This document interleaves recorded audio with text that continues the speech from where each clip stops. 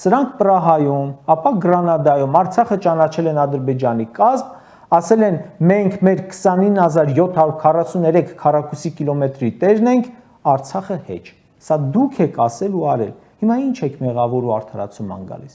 Եթե դու որևէ փաստաթղթի վրա պետք է հղում անես Արցախի հանձնումը ներկայացնելու համար, ապա դա 2020 թվականի նոյեմբերի 9-ի թուղթն է, 2022 թվականի հոկտեմբերի 6-ի Պրահայի թուղթն է եւ 2023 թվականի հոկտեմբերի 5-ի Գրանադայի թուղթն է, ու բոլորն էլ Նիկոլն է արել։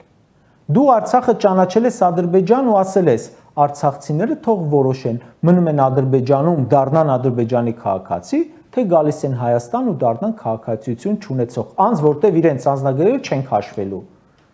Նիկոլ Փաշինյանն է հայտարարել. մենք ճանաչում ենք Ադրբեջանի 86600 քառակուսի կիլոմետրը Արցախի մեջ է։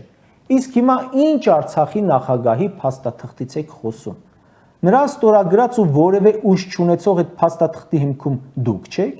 որոշումները դուք չեք կայացրել, ու մինչև հիմա էլ դուք չեք կայացնում, ինչ Շահրամանյան։ Եկել է բա Արցախի նախագահը ստորագրել։ Լուրջ,